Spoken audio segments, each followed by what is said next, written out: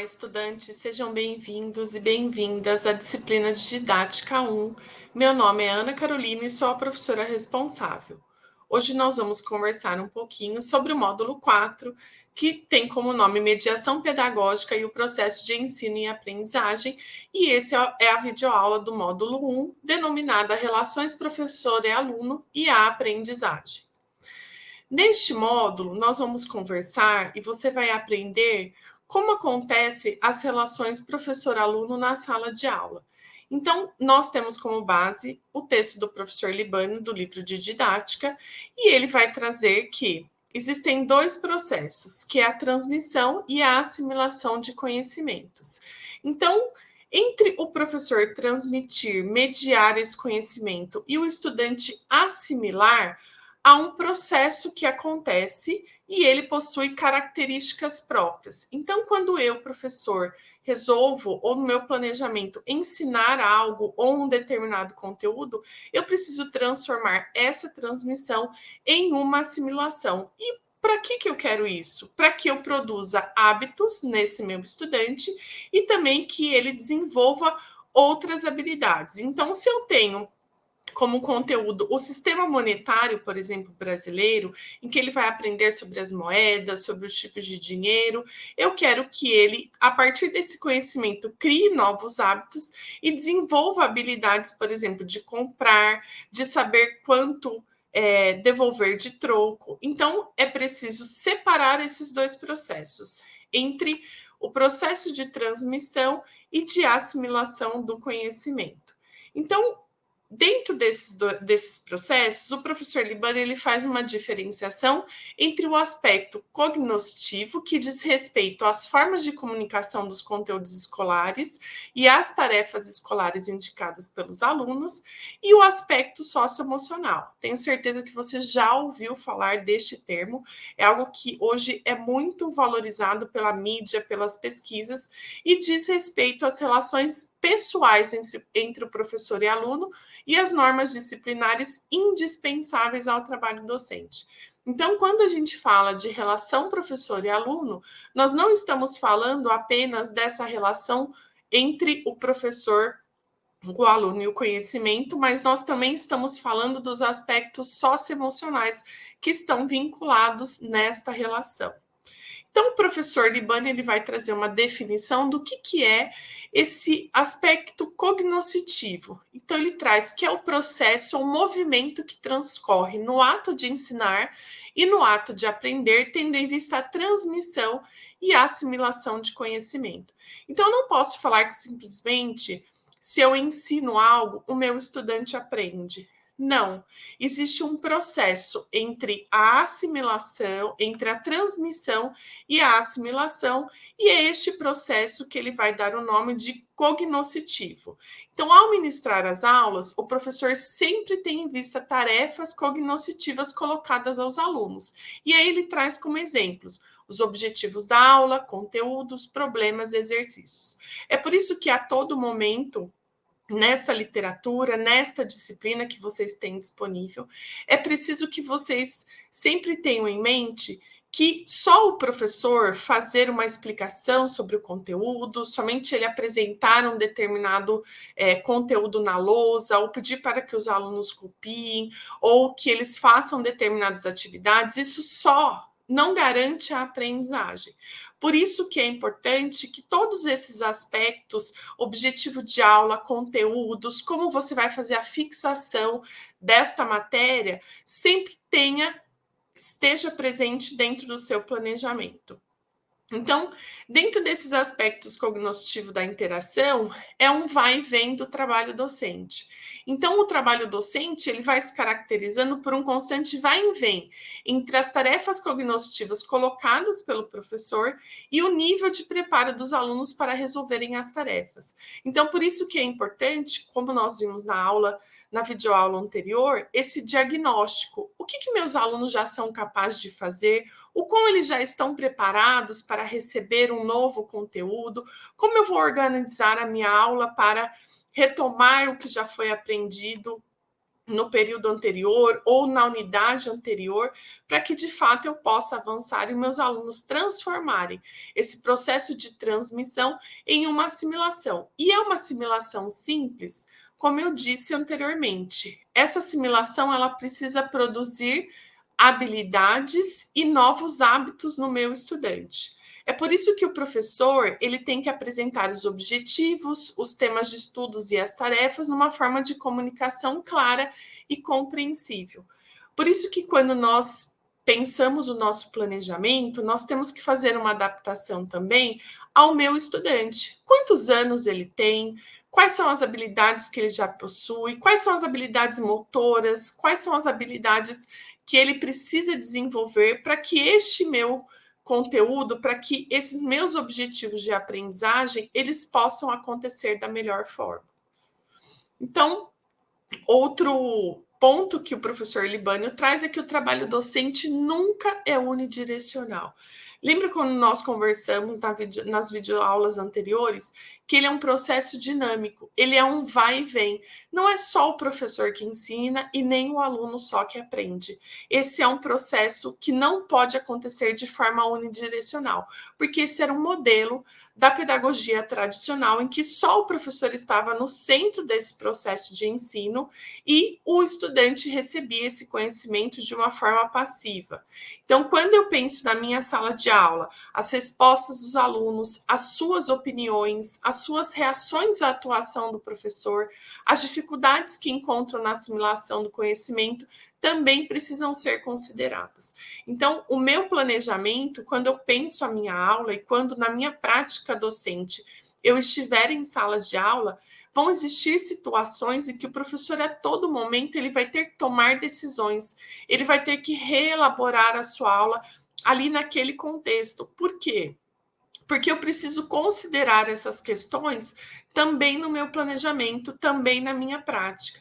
Então, às vezes, você planejou uma aula para tratar de um determinado assunto e uma questão inicial de um estudante vai fazer com que você reorganize essa sua aula, que você trilhe outros caminhos, que você pense em outras metodologias, e isso é importante, porque como nós já vimos, o planejamento ele é algo flexível, ele precisa ter ousadia, ele precisa estar em constante movimento, para que não seja algo estático, para que não seja apenas um documento burocrático que vocês têm que seguir à risca, porque senão o seu objetivo ele acaba se perdendo. E a aula é isso. Quando nós tratamos com seres humanos, muitas coisas podem acontecer.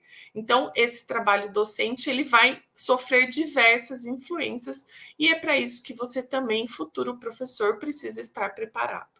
Nessa relação, né, nessa boa interação, o professor Libânio vai trazer que os manejos dos recursos da linguagem, variar o tom de voz, falar com simplicidade sobre temas complexos, conhecer bem o nível de conhecimento dos alunos, e aqui eu trouxe um destaque para vocês, trazendo mais uma vez a importância desse diagnóstico, ter um bom plano de aula e objetivos claros, explicar aos alunos o que se espera deles em relação à assimilação da matéria.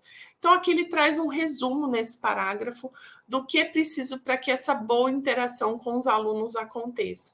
Então, essa linguagem que nós tratamos com os alunos, eu preciso fazer uma adequação à idade, à série, a variação do tom de voz, como eu falo com meus alunos, como é que eu vou explicar com simplicidade e como que é essa questão da simplicidade. Como que eu vou trazer exemplos do cotidiano dos meus alunos para que eles compreendam, às vezes, conteúdos que são ditos como mais complexos e pouco concretos na vida do estudante, como que eu vou conseguir traduzir isso em algo mais próximo da sua realidade? Esse conhecimento do que os meus alunos já sabem, do que eles são capazes naquele momento, com aquele nível de conhecimento que eles possuem, e um bom plano de aula, né? Então, aqui nós vamos retomar o que nós já conversamos e vimos nas videoaulas anteriores, o quanto um bom planejamento, o quanto eu saber onde eu quero ir, quais os objetivos de aprendizagem eu quero alcançar, eles são determinantes para que essa aula aconteça de uma forma com que, de fato, os meus alunos aprendam. Então, esses objetivos claros. Então, quando eu entro na minha sala de aula e eu vou ensinar determinados conteúdos, qual é a realidade que eu possuo naquele momento e qual é a realidade que eu pretendo alcançar com essa minha intervenção, com essa minha mediação enquanto professor. E explicar aos alunos o que se espera deles em relação à assimilação da matéria. Então, se vocês, ao longo dessa disciplina, vocês estão acompanhando que sempre a gente traz para vocês o objetivo de aprendizagem, é porque eu quero que vocês bom, ao final desse conjunto de aulas, de conjunto de vídeos, vocês precisam saber que eu espero que vocês aprendam determinados objetivos de aprendizagem, né? O que vocês precisam ser capazes de fazer ao final daquele módulo ou ao final daquela unidade. Isso é importante também vocês deixarem claros para o estudante de vocês, deixar claro no planejamento.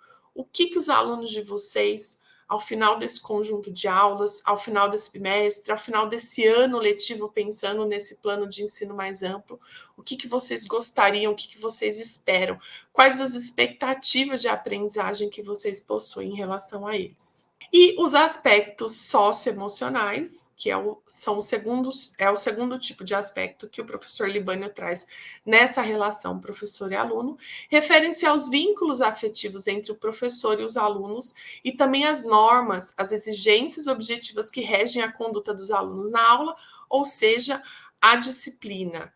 Então, não é afetividade por um aluno e nem amor pelas crianças. Então, isso é importante destacar aqui. Nós estamos falando de vínculos afetivos e não afetividade ou amor, porque muitas vezes nós temos na nossa profissão enquanto professores que nós temos o sentimento, né? Eu amo os meus alunos e não é que você não possa sentir amor pelos seus alunos, mas nós precisamos separar esses sentimentos em relação a vínculos afetivos que nós precisamos ter e a um sentimento mais profundo, né, de amor, por exemplo, que muitas vezes vai desqualificar a nossa profissão em relação a outras, porque nós acabamos nos sujeitando a determinadas precariedades no nosso trabalho como se fosse por amor, e na verdade não é isso o que os estudiosos trazem em relação aos estudos da educação. Nesse sentido, o professor Libânio, até pelo que eu já conversei com vocês, ele vai trazer que essa relação maternal ou paternal deve ser evitada. Isso tem muito sentido quando nós retomamos aquela discussão que nós tivemos em relação à identidade e profissionalização docente. Então, o que nos torna professores? É esse, entre aspas, instinto maternal ou docilidade? Não, nós nos tornamos e nós somos professores pela nossa capacidade técnica, por aquilo que a gente estuda, pelas nossas experiências, pela relação que nós temos com outros professores. Então, quando nós elevamos a nossa profissão nessa perspectiva do amor, do sentimento, nós descaracterizamos e desprofissionalizamos o nosso trabalho. Então, por isso que o professor traz essa questão de que essa perspectiva precisa ser evitada. Então, por isso, o professor deve aprender a combinar severidade e respeito. Então, o que é ser severo, né? É ser bravo, é ser não. Nós temos que ter uma postura profissional no nosso ambiente de trabalho e os alunos também precisam nos respeitar. E nós vamos ver um pouco mais para frente como é que ele traz para nós como alcançar esse respeito na nossa profissão em relação aos nossos estudantes. Ele vai trazer dois importantes conceitos, que são autoridade e autonomia. Então, para Libânio, autoridade e autonomia são polos de um processo pedagógico. Então, eles precisam existir. Então, a autoridade do professor e a autonomia dos alunos são realidades aparentemente contraditórias, mas de fato complementares. Então, ele traz que elas não são opostas. O professor representa a sociedade, exercendo um papel de mediação entre o indivíduo e a sociedade. E o aluno traz consigo a sua individualidade e a sua liberdade. Então, nessa perspectiva da autoridade e da autonomia, o professor Libânio traz que a liberdade individual ela está condicionada pelas exigências grupais e pela situação pedagógica, o que implica a responsabilidade. Então, dentro da minha sala de aula, o meu aluno tem liberdade, mas essa liberdade ela está condicionada a situações ou ao grupo, aquele determinado grupo de estudantes. Então, não posso, como 30 pessoas dentro de uma sala de aula, exercer essa liberdade sem qualquer condição. Então, cada um deles possui a sua responsabilidade. Outra questão que o professor Libânio traz é que a relação professor e aluno não é livre de conflitos. São seres humanos e que possuem opiniões diferentes, que possuem culturas diferentes. E é lógico que nas relações humanas, essa perspectiva de relação ela é conflituosa. Então, você, professor, como vai administrar essas relações? É que vocês estão aqui no curso de formação de professores, se formando para saber quais são essas possibilidades. E uma questão que ele traz é essa diferença entre o professor autoritário. O professor autoritário é aquele que vai impor sempre a sua opinião, sempre aquilo que ele quer, sem considerar o que os estudantes, né, sem considerar a opinião, sem ouvir os alunos, sempre pensar em uma outra perspectiva.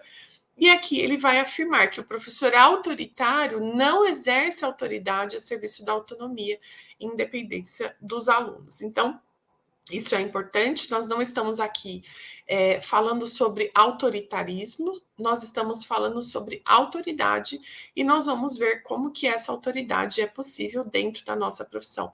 O que é que nós esperamos de um professor que tenha autoridade no seu ambiente de trabalho, que tenha autoridade na sua profissão? O professor Libânio aponta também que uma das dificuldades mais comuns enfrentadas pelo professor é o que costuma chamar de controle de disciplina. Dizendo assim, dá a impressão de que existe uma chave milagrosa que o professor manipula para manter a disciplina, e não é assim. Então, essa questão da disciplina em sala de aula e pensando nessa perspectiva do módulo, né, de relação professor-aluno, não existe uma chave, não existe um segredo para que você, professor ou futuro professor, consiga fazer esse, entre aspas, domínio de sala de aula, né, ou esse controle da disciplina. Vocês, em cada ano, em cada turma, com cada tipo de aluno, vocês vão encontrar mecanismos para que vocês exerçam esse tipo de autoridade sobre os alunos e que vocês consigam o controle da disciplina. E ele traz que uma das perspectivas é que a disciplina de classe vincula-se ao estilo da prática do professor.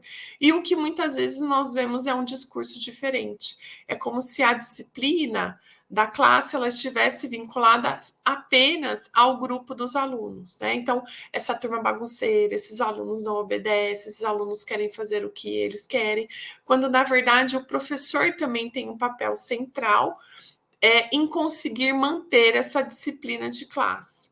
Então, como que o professor ele demonstra essa autoridade profissional? Ela se manifesta no domínio da matéria que ensina e dos métodos e procedimentos de ensino. Então, isso é muito importante. Um professor que não domina a matéria que ele está pretendendo ensinar, um professor que não domina os métodos, as técnicas, ele não é visto pelos seus alunos como uma pessoa de autoridade. Então, isso pode estremecer as relações, isso pode impactar nessa relação professor-aluno durante uma disciplina, durante o ano letivo. Então, manifesta-se também na maneira de lidar com as diferenças individuais, na capacidade de controlar e avaliar o trabalho dos alunos. Então, aqui o professor Libânio chama a responsabilidade dos professores, que eles são responsáveis por essa disciplina da classe e que essa disciplina ela está vinculada à prática do professor. Então, um professor que chega na sala de aula e que muitas vezes não tem um planejamento claro, ele elabora uma atividade para cada 4 horas e que os alunos ficam à solta, que os alunos não têm muitas atividades para fazer ou atividades diferenciadas, provavelmente essa turma será uma turma indisciplinada, porque não tem claro para elas o que elas estão fazendo naquele lugar, o que elas vão alcançar como objetivo ao final de 4 horas ou ao final de conjunto de aulas. Então, neste momento aqui, há uma chamada de responsabilidade dos professores em relação a como ele consegue manter a disciplina de classe. Outro termo que ele vai utilizar, que é uma autoridade moral, que é o conjunto de qualidades de personalidade do professor, sua dedicação profissional, sensibilidade, senso de justiça, traços de caráter. E outra autoridade, que é uma autoridade técnica. Então, ele traz 3 tipos de autoridade, né? Autoridade profissional, moral e técnica. Nós vimos anteriormente a profissional, agora ele traz a moral e a técnica. A autoridade técnica, ela constitui-se do conjunto de capacidades, habilidades e hábitos pedagógicos didáticos para dirigir com eficácia a transmissão e a assimilação do conhecimento pelos alunos. Então, como nós vimos aqui, essa autoridade profissional é só eu ter quando a gente fala do termo autoridade, não é só a autoridade profissional que ele está falando, que é o conhecimento daquilo que se ensina, dos métodos e técnicas. Ele está falando também das qualidades de personalidade do professor e também está falando dessas habilidades pedagógico-didáticas para dirigir com eficácia a transmissão e a assimilação dos conhecimentos pelos alunos. O professor Libânio, ele vai trazer como uma das conclusões desta unidade, que a motivação dos alunos para a aprendizagem, através de conteúdos significativos e compreensíveis para eles, assim como os métodos adequados, é fator preponderante na atitude de concentração e atenção dos alunos. Se estes estiverem envolvidos nas tarefas, diminuirão as oportunidades de distração e indisciplina. Então, é o que nós conversamos até aqui. O professor Libânio vai trazer neste texto essa relação entre alunos e professores. Ele vai chamar a responsabilidade para os estudantes, mas também vai aqui mostrar para o professor e mostrar para nós que o professor ele também é responsável pela disciplina, pelo tipo de autoridade que ele vai desenvolver em sala de aula e que essa autoridade ela é dotada de características, que não é só saber o conteúdo, não é só ter uma característica afetiva com os alunos, é esse conjunto. Então, a todo momento nós temos visto que esse perfil profissional, que para você ser um bom professor, você precisa ter essas características, você dominar os conteúdos, você ter domínio sobre aquilo que você ensina, você conhecer as metodologias, você saber aonde você quer levar os seus estudantes. Então, é por isso que a nossa profissão, você, enquanto futuro professor, precisa se dedicar aos estudos e compreender a complexidade desta profissão. Então, para concluir, o professor Libânio vai trazer para nós que o plano de aula é nele que estão determinados os objetivos, os conteúdos, os métodos, os procedimentos de conclusão da aula. Então, é este documento que vai sistematizar e ele vai ter interferência direta nessa relação professor e aluno, porque, como nós vimos aqui, ele não é dependente apenas de um item. Então, essa relação professor e aluno, ela acontece de várias formas. Então, é preciso a estimulação para a aprendizagem que suscite a motivação dos meus alunos, esse controle da aprendizagem, incluindo a avaliação do rendimento escolar e esse conjunto de normas e exigências que vão assegurar um ambiente de trabalho escolar favorável ao ensino e controlar as ações e comportamentos dos alunos. Então, o professor Libânio ele traz algumas dicas de como esse espaço da sala de aula, de como essa relação professor-aluno, ela vai acontecer e como ela é interdependente de vários fatores. Então, espero que vocês tenham gostado dessa videoaula. Como vocês viram, essa relação entre professores e alunos, ela precisa ser bastante dinâmica e é muito complexa. E nós nos vemos na próxima videoaula.